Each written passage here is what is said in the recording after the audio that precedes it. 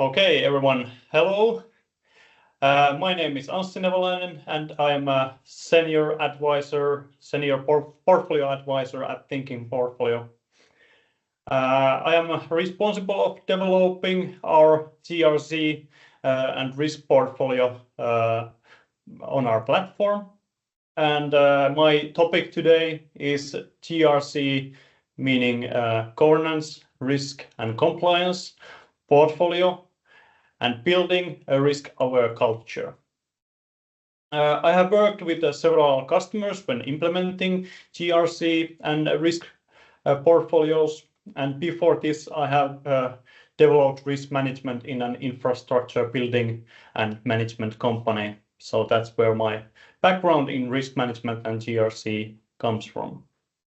In this presentation, I will present what are my key takeaways on the under the umbrella term of GRC that we are talking about today. Let's continue to our subject.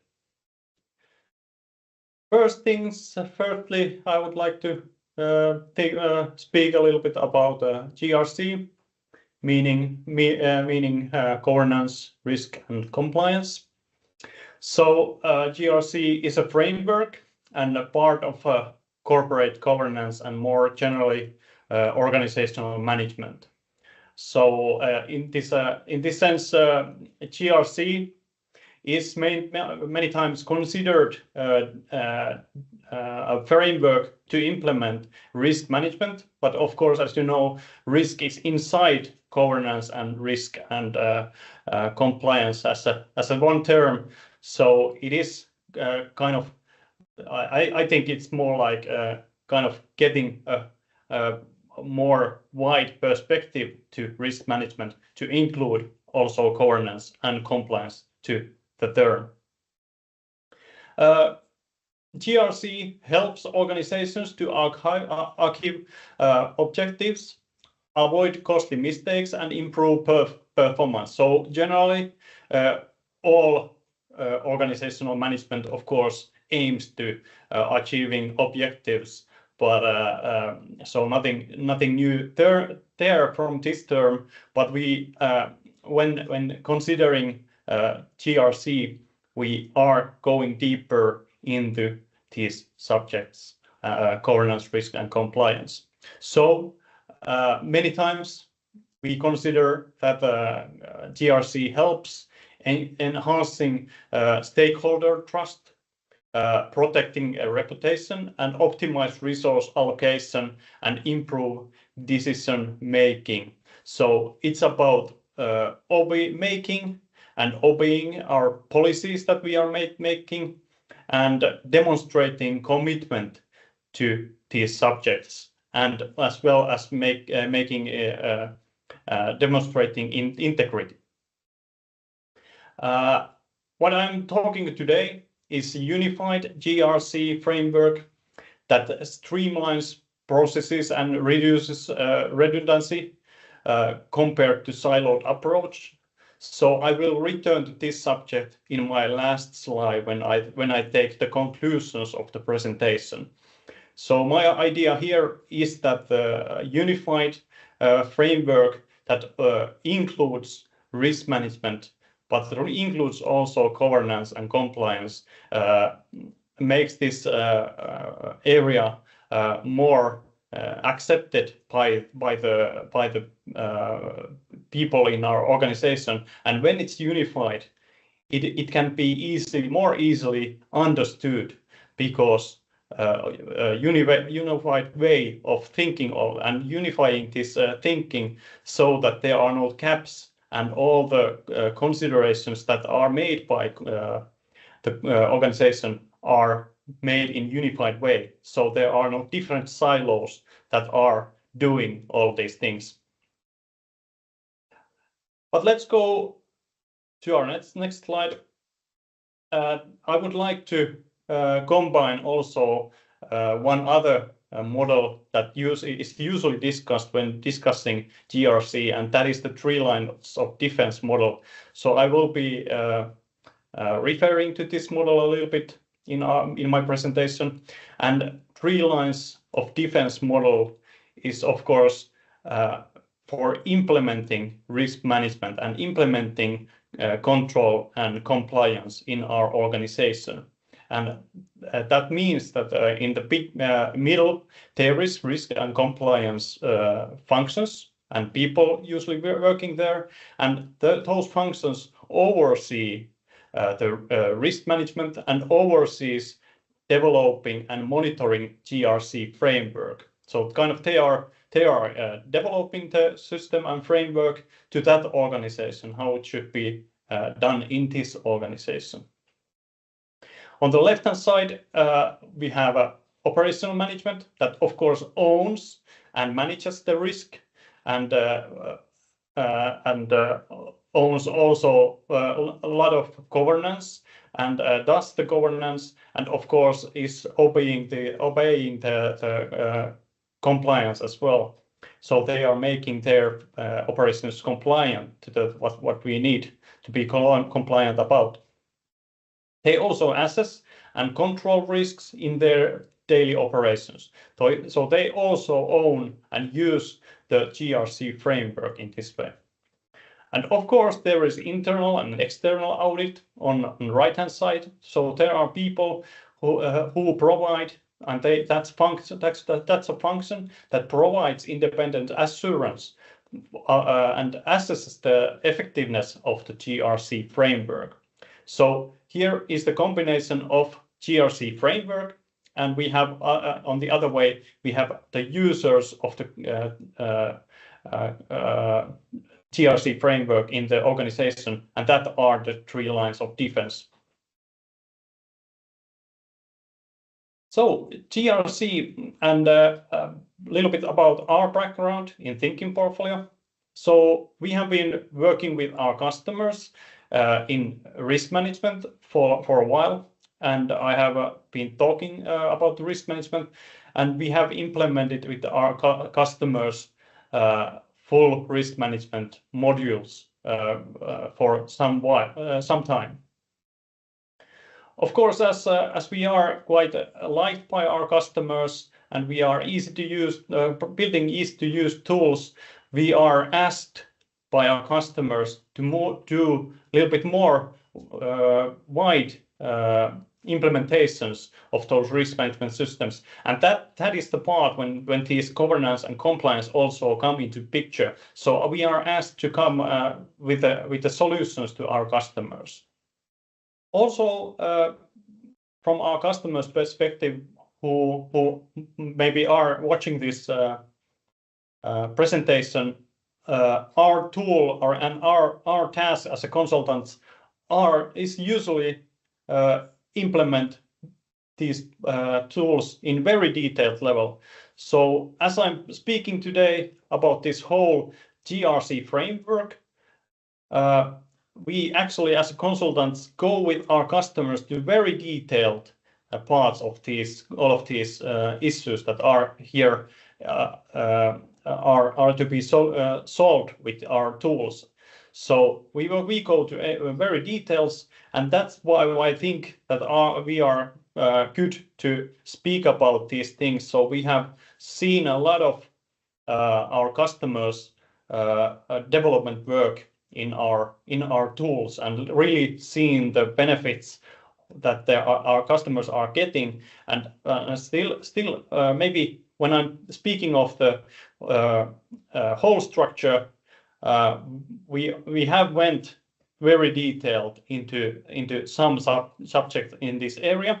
So of course, some of these things that I am talking of today are implemented by our customers and implement at a certain level, and many parts of these are implemented by our customers.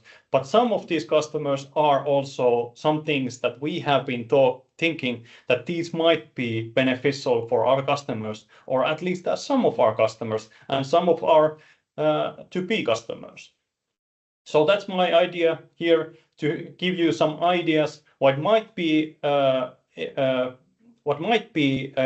possible to manage and handle better in the systems like ours, and also in the whole framework. But of course, I'm not saying that all the customers should be taking all of these things into consideration.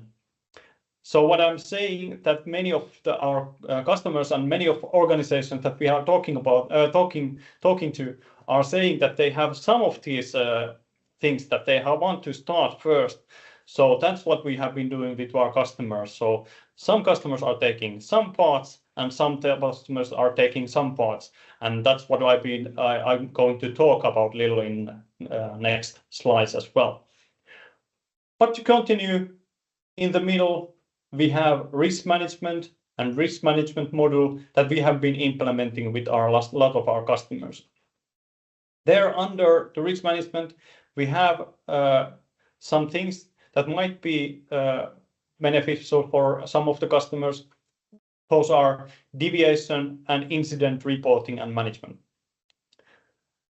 Also, business continuity is something that we have been implementing with our customers, as well as incident response planning module. And I will be going more deeper into these lines in the following slides.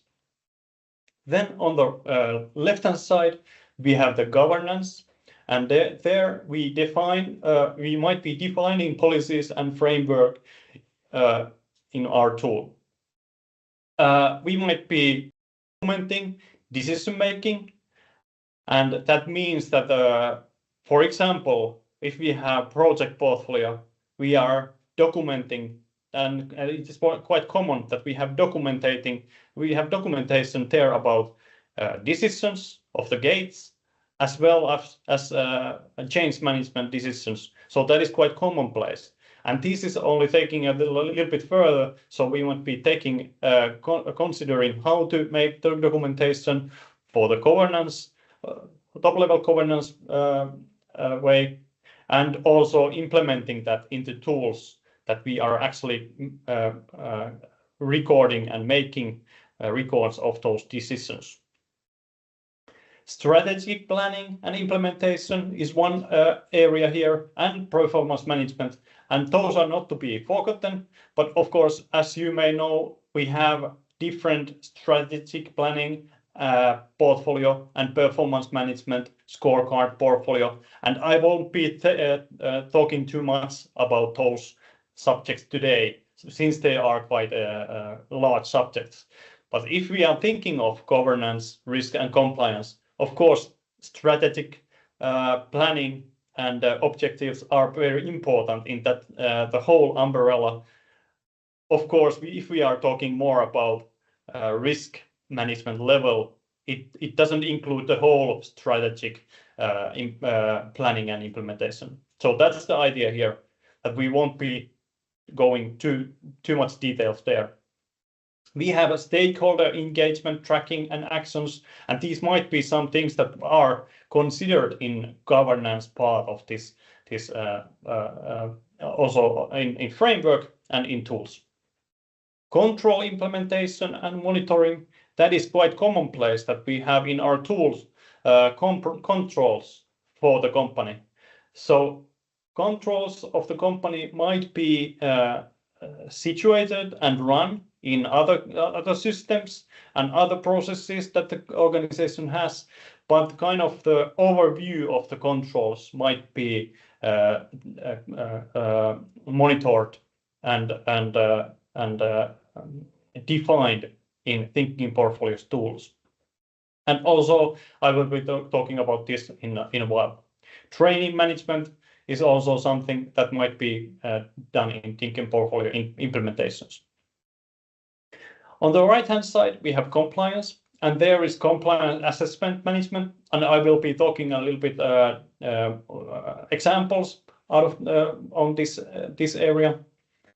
We have developing compliance policies. It might be in the tool, compliance work plans and actions. So action planning is something that when you are considering your compliance and assessing your compliance sources, it usually gives you some tasks and actions that need to be taken care of, and that can be organized in our tools quite easily. So that comes as as a given usually, that if we want to handle compliance things in our tools, then we have the actions, for example. Audits and reviews and observations are something that are taken care of in our systems. Regulation and policy tracking, and I will be talking about this a little while. And maybe one thing about the audits that came to my mind, that the audits might be considered to happen usually in governance as well. So, but I haven't taken compliance audits into this compliance, since they come usually afterwards. It is actually not governance work as such. Of course, organizing the working so that we comply everything, but audit is actually making sure that we comply with something. And regulatory reporting is similarly, it's included in, it might be included in every other area here, but I want to make sure that I have pointed out here, because regulatory reporting might be something that is actually done from our subjects, from our things that are in either governance portfolios, risk portfolios, or compliance portfolio. So regulatory reporting might be something that is done from the data in those systems or any other systems, but it might be something that actually organizes the regulatory reporting. So we know, for example, roles, and we know that we have reminders that we need to do some regulatory reporting. So I don't want to miss that part. Let's go to each of these 3 areas one by one. And now I start with the governance part. So I must say that this part is probably one of the last subjects that we have went through in our systems, in our platform, so that we have been starting with risk portfolios, and we have been going to compliance portfolios, and now the governance portfolios. So I must admit that portfolio management tool is not usually the first thing that comes to mind when you think of the systems that go into governance.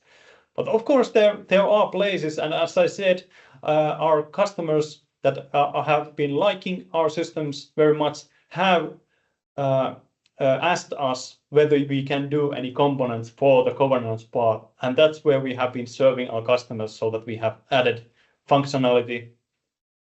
And when implementing governance tools in Thinking Portfolio, we had added functionality that goes beyond portfolio management.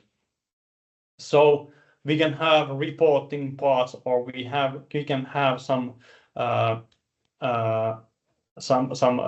decision-making parts, or some things that represent our policies in the system, and those kind of things can be added on top of risk management. So we have built this kind of system that also includes these parts that are, for example, describing policies and where to find policies and where to find some reporting. And those are the parts that goes beyond traditional portfolio management. If you have been using, for example, our project management tools, but those have been asked by our customers, and that way we have been able to build these GRC product and products for our customers that actually handle or has functions for all of these areas. In this at this part, it is quite a good point to show our modular multi-portfolio environment. So what I'm just trying to show here is that you might be seeing or using currently only one of our portfolios, and we have been building these GRC systems with multiple modules. So we might have governance module on the left-hand side, and we might have performance management, and we might have strategy portfolio, and we might have risk portfolio, and we might have compliance portfolio and module. But those are all building blocks, and you don't actually have to, of course, know how is the system actually built behind. But combining these modules is something that we do to solve customers' problems in this, or solve customers' needs in these areas. So combining all of those portfolios and adding those more things that go beyond traditional portfolio management, we have been able to solve many of our customers' needs. And that's from our portfolio system. Let's go back to GRC framework. In governance part of GRC framework, I have here, like I showed you earlier, the 3 areas. I have here area by area a little bit about the same things that we were talking about, but let's go a little bit deeper into each of those areas. So first, we have the governance of these areas, and let's go into define document policies and framework. So this is about establishing portfolio of policies and document frameworks and governing governance, risk, and compliance and ethics, for example. So this is about a little bit about document management, but also managing the guidelines that are in place for governance.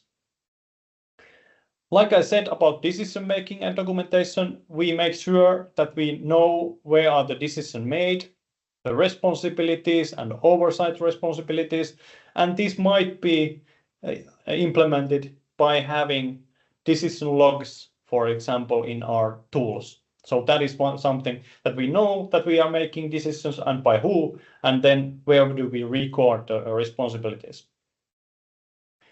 Review and audit governance practices. So we regularly assess the portfolio governance structures and processes and identify areas of improvement. That is something that we might want to do in governance. Stakeholder engagement tracking and actions. So like we were talking earlier about controls about compliance, there are tasks involved. So in this area, there might be also tasks involved. And what are the tasks involving usually on governance part are the stakeholders. So we might have stakeholder related tasks and record actions that we are taking. Control implementation and monitoring, and this is like a larger implementation part. So usually if we are taking governance into our GRC, under our GRC umbrella, this is kind of the first place that usually are taking under there in systems. And it is about implementing and monitoring portfolio of controls and ensuring effectiveness and addressing gaps. So what I mean about addressing gaps is that you usually, when we are thinking of holistically control implementation in the organization, we kind of build structure needed that might be, for example, hierarchical, so that we have the biggest areas on the high level, and we know that we have these smaller things under them there, and we know that there are no gaps since we have taken care of the high level things, and we know that there are lower level things up below that. Of course, in control implementation, it many times come to also having risk approach, and in implementing controls, that means that the controls are implemented in areas that are most risky. And in this sense, it means that from governance point of view, they are most risky parts of the operations. So they might have, and the risk level of here, of course, here might not be similar than in operational risks. It might be that you need to more careful analysis of what are the risks involved in governance, and from there you derive the controls that are actually needed. For example, it might not be only impact and probability that you analyze here. It might be what are the actual risks that can be happening here, and what might be the actual consequences, and how might some errors in the operations, how might they affect. So analyzing a little bit more carefully these subjects from the point of view of the controls. Next, about training management. So managing training and ensuring comprehensive coverage of GRC, for example. Of course, training can be more wide area, but usually, so it might be more a wide area in an organization. So it might be whole training in the organization, but of course it might be only GRC part of the organization. It might be, for example, including information management, information systems, ICT systems, and training, and so on. So it might be in some kind of organizations, it might be those areas that are included in this, under this umbrella, because they are necessary for the organization to actually work on. In some different kind of organizations, it might be safety or some other aspects that might be under this training management. And like I said, strategic planning, implementation, and performance management are huge parts of this, and they might be considered as huge parts of governance, but I'm not going further in details into those. As you may know, we have portfolios for strategy and portfolio for performance management and scorecards, but those are not the subjects today. Next, from those three areas, I go to risk management. And as you know, risk management is an important process that helps organizations to identify potential threats and minimize their impacts. So it's valuable and a common denominator between financial results, for example, stakeholders, and risk, because usually risk and reward goes hand in hand. Building a risk-aware culture is very important also, and ensuring stakeholders understand the importance of risk management and taking proactive measures to mitigate risk. And this is a lot about training and continuing and making the processes and making processes work, and continuous improvement of these processes. I'm not going further details in implementing risk management and showing today our tools. Of course, I like to address that there are ISO 31000 that where you can start with how to implement, what kind of risk management systems should I have. There is also a practical guide available for ISO 31000, and for example, COSO-ERM system that actually includes like the things that we have been talking today. So it includes the COSO-ERM, includes the governance part. Of course, in COSO-ERM also the compliance part is a little bit missing, so it's not as strongly there. So there are some weighting in all of these systems. So in ISO, we refer to it is referred to governance and it's referred to compliance, but it doesn't include those in the weight of those areas is smaller. What I like to also do when I have this opportunity is that we have the Thinking Portfolio YouTube channel where you can find my last presentation on risk portfolio management and building our culture hands-on. And there I also talk about these subjects, and I also present our risk portfolio ERM tool that is available, and of course we can discuss about that with any of you who are interested in that subject. What I of course like to do still, I like to go through all those things that I had on the slides when I had all three areas. So we have the full risk management model, and that is scoped out of this presentation. We have the deviation and incident reporting and management. So there we might have do something as little as record and analyze incidents, but in some cases we are handling the whole processes, and in our customers' cases, in some customers we are handling the whole incident in many phases. For example, handling the incident, actually doing the continuous business continuity work, and we are analyzing the incident, and we are learning from the incident, and we are making responsibilities of learnings of those incidents. So we are following up what we are actually going to do about this incident and how we are going to learn from that and follow up those actions.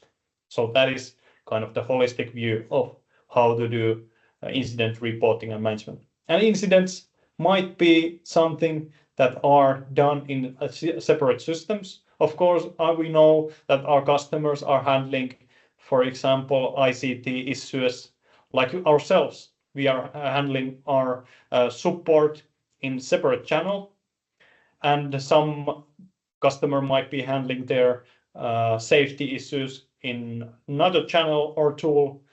But in this tool, we might, in our tool, in portfolio tool, we might take the holistic view of this and say that this is about the rest of the incidents that we are handling and handling them well. So we might take holistic view of the incidents and say that these things are taking care of these other systems, but holistically we take care of these things in our incident management system.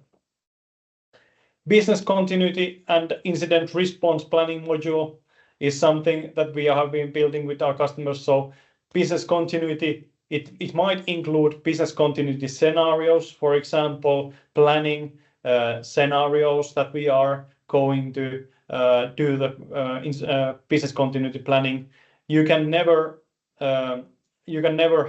think of every scenario that you are going to work on in a real life.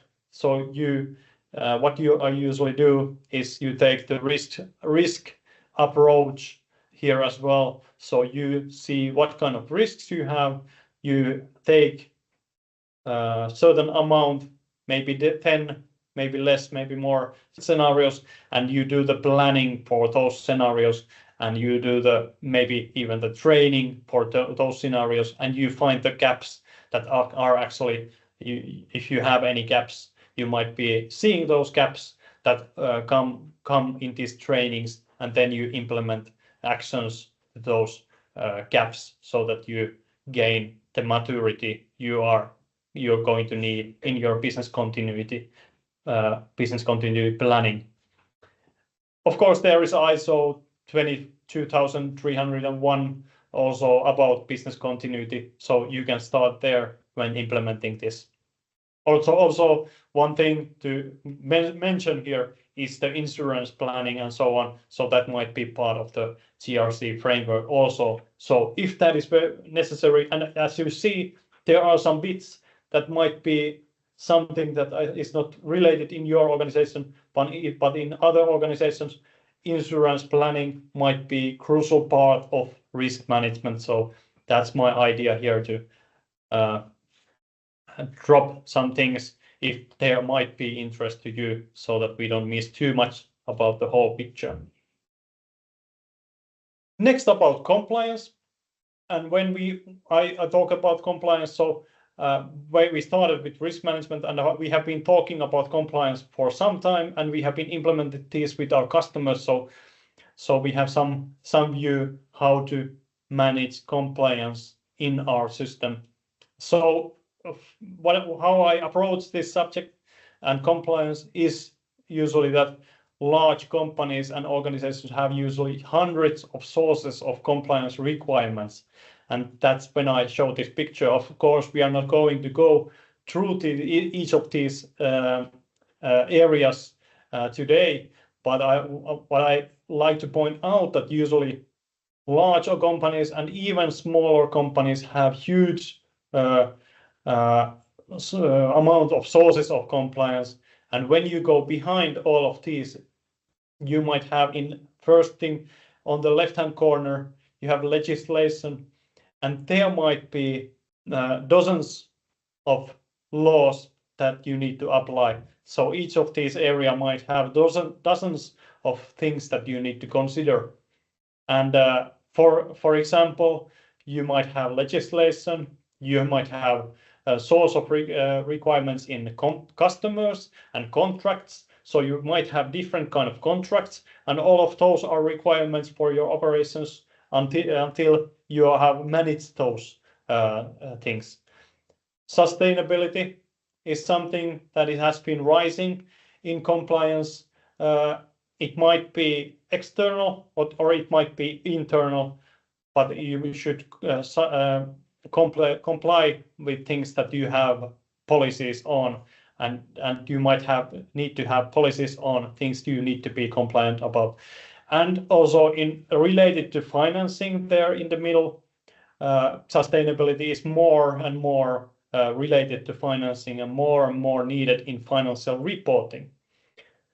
All of these things might be something you need to consider. You might have permits, you might have financial reporting, you might have business-related regulation, you might have license requirements, and you might need, and even when you go to more gray areas, you might use frameworks that are actually some things that you need to consider, and even these best practices. So even those best practices that are common in your operations or in your area your organization is working on, those best practices on that area might be something that you need to be compliant about. If you do things differently, you might be either wise, so you differentiate, or you might do something that is not wise, and that might be something where you need to comply with the actual best practices in your area. Like earlier, I have this list on compliance. So in compliance, we have this assessment management, and this is actually quite might sound a little bit high-level stuff, but this is actually something that we have been doing with our portfolio tool. So identifying sources of compliance requirements and areas for improvement. This means the things that I was talking about on last slide.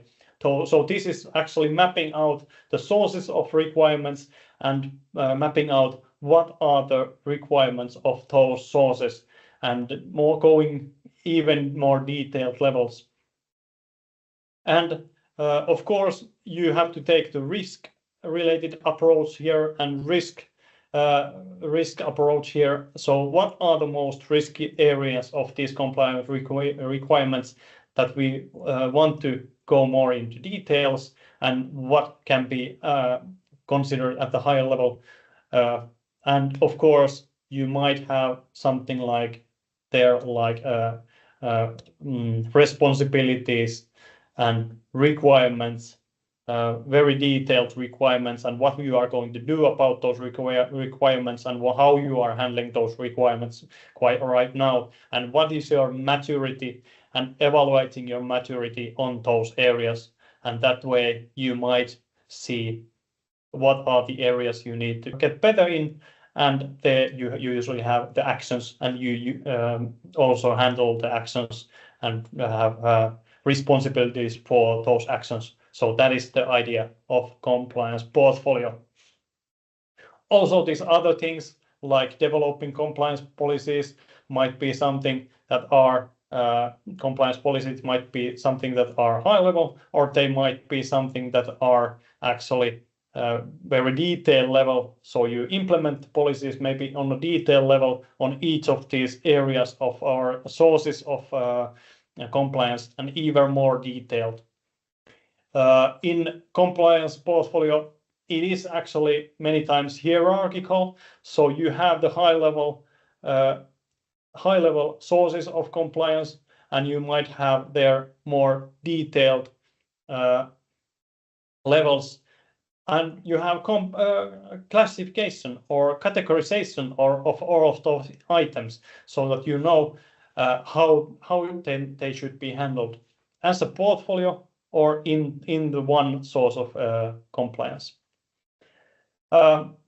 Next thing, compliance work plans and actions. So I have been speaking a little bit about the actions, so outlining tasks and timelines for archiving compliance objectives and initiatives. So that's the whole idea of having these actions there and following up the actions.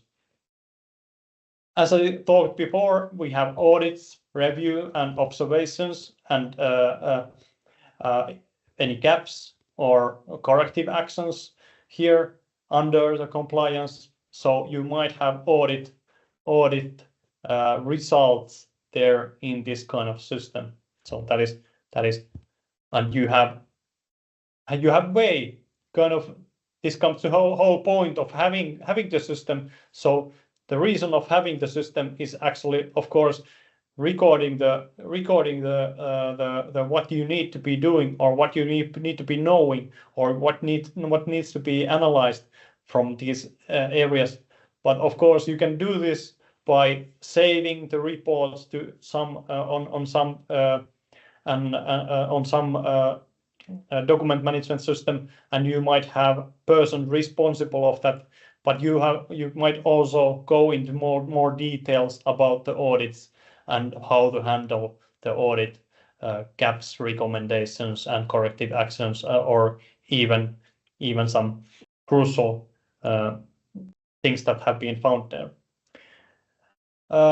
Next is regulation and policy tracking, and this has been something that we have built with our customers as well. So monitoring and even affecting upcoming changes in laws. So it might be, somebody might call it lobbying, but I have called it affecting.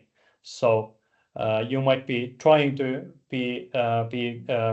you might be going forward and looking in the future what kind of laws you might have, but also current laws and legislation. Like I said, there might be 20 or more laws that you need to apply in your operations, and some companies might need to even more detailed analysis of the legislation that is affecting them. And last thing here, regulatory reporting. So preparing and submitting required reports. So this is something that we have been building with our customers. So they have certain regulatory reporting needs that might be built in the system. So the data that is reported might be actually built in the compliance system or governance system or risk management system, and that needs to be reported for the governing bodies and regulatory bodies. So for example, in bank regulation, they need incident reporting to governing bodies, and they actually build and have the data in our incident management system, and then there you can build the regulation reporting for the governing bodies.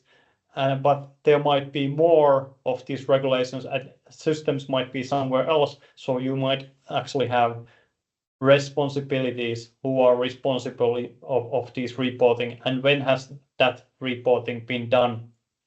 And those might be one thing that we have been implementing with our customers is that certain incidents need to be reported one by one, and when are those incidents reported, and is by whom, and how is the case handled. So that is something that we have been building with our customer to ensure accuracy and transparency of these processes. One idea how to build this kind of compliance management portfolio. One idea is from our own. In Thinking Portfolio, we are working with this OWASP maturity model, and in this maturity model, we actually have this kind of, as you can see here, there is a hierarchy that has the governance, design, implementation, verification, and operations, and all of these have smaller areas under them, and we actually need to comply or at least know what is our maturity here in these subjects. I'm not expert on this area, but I know that this is this kind of good example of how source of compliance is actually working, so that we have compliance source of compliance, that is the OWASP model, and we actually have auditing that is actually considering this OWASP model, and we do. I'm not expert here, so, but we do some analysis there against this model, and in this way we might build the like in the early last page I had the most top item there was managing the compliance sources. So this might be one example of how to manage these compliance sources. So we might have common items for all of these compliance sources. So we have basic information about the source. We might have hierarchy or categorization of the source. We might have responsibilities at the high level and key personnel involved in that compliance source. We might need development needs and actions. We might have register of audit deviations in these common items, and these are all common to each of the compliance sources. But then on the right hand side, we might have even more information on the subjects that are actually selected for us to be more precise in information, and we need that information. So for example, I have here two examples. One is OWASP that I was showing before, that for example it has the assessments data that is not included in all of these other compliance sources. So OWASP has, for example, this assessment of desired level that we want to attend and attained level that we actually are. So this is like a maturity analysis, and we don't have that we might not have that on other compliance sources. So we might have this certain data from some of the sources, but others doesn't have to go more as detailed as this. As a second example, I have here environmental legislation, and for example here we want to make sure that our we do the reporting, for example, and we are actually obeying this legislation in our operations, and how we are actually organizing, how we are actually what are our responsibilities in this legislation. And adding more of those sources and more of detailed analysis into those sources is possible afterwards in our system. So we can add data, and we are, as Thinking Portfolio, we are known for having continuous improvement with our customers. As I've been talking earlier, we had first this rich portfolio, and then with our customers we have been implementing more and more these compliance portfolios and compliance portfolio related informations and things and functions and information that the customer needs, and now also on the governance side. And those can be built bit by bit or piece by piece or maturity level to maturity level. So we hope that we can grow with our customers in these processes.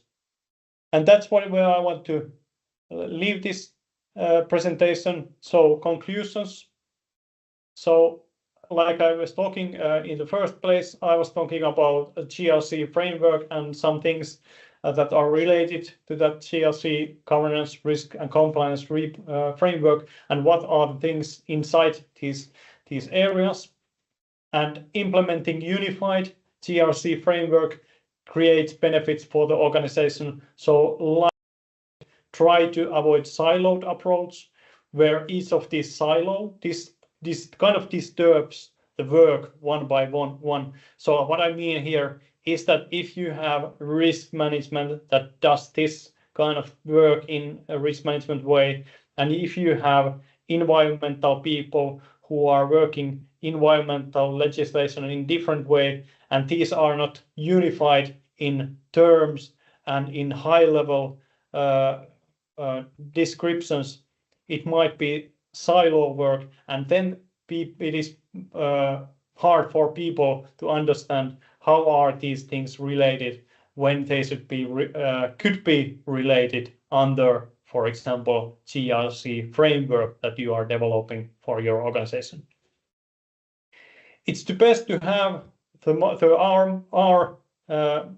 our mind, and it's my recommendation, of course, that it is best to have tools that can grow by your side, depending on your maturity on these things, and you can take modules into use one by one and actually implement modules in the subjects and in the areas that you actually need. So where you need to be mature, where are your risks included, and take the what you actually need for available for your users.